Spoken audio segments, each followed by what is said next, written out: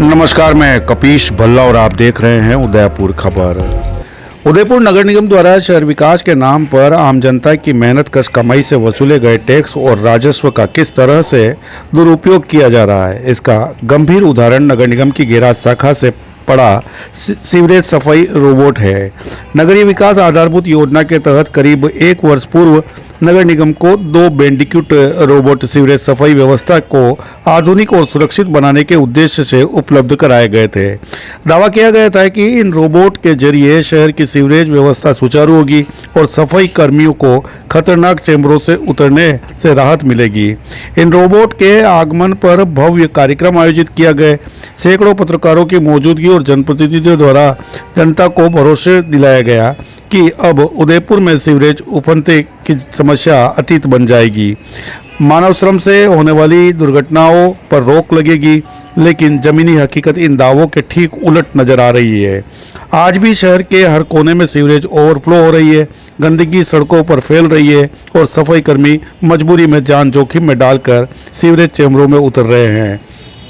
सूत्रों के अनुसार करोड़ों रुपए की लागत से खरीदे गए इन रोबोटों का उपयोग अब गिनती के कुछ ही मौकों पर किया गया।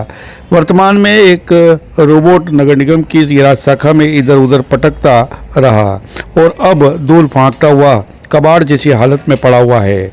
बताया जाता है कि जिस कंपनी को ये रोबोट के लिए गए थे, उनसे 1 वर्ष का संचालन और निगम के कर्मियों को प्रशिक्षण देने का करार हुआ था, लेकिन नियम कायदों को ताक में रख दिया गया।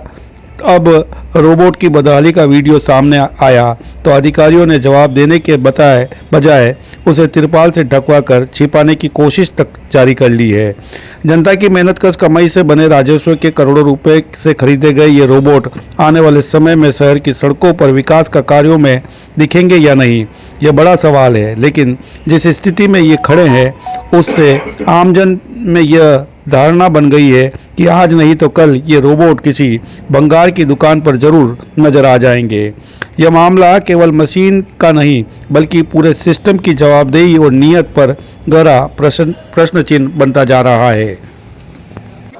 जितनी भी नाले हैं जिनकी 40-30 फीट तक की भी गहराई है, उसमें ये बड़ी से बड़ी फंसी हुई चीज़ कोई सी भी हो, सख्त होगी तो भी तोड़ देगी और सारा कचरा इकट्ठा करके बाहर निकाल देंगी। तो इसके कारण से शहरों में जो विशेष करके नाले जो चौक होते हैं, जिसके कारण से सारा शहर परेशान होता है और समय पर जो है ना, जो वाटर लॉकिंग के कारण से जो बाढ़ की स्थिति बनती है, अगर ये समय पर नाले साफ हो जाए तो आदमी को जब उतारते थे तो कई बार कैजुअल्टी हो जाती थी, डेथ हो जाती थी गैस के कारण से और किसी कारण से। तो उसके कारण से अधिकारी भी डरता था कि मैं किसी स्टाफ को उतारूं कि नहीं उतारूं। लेकिन अब इसके कारण से ये डर भी निकल जाएगा और अगर नाले साफ रहेंगे तो शहर की सफाई का 50% काम अपने आप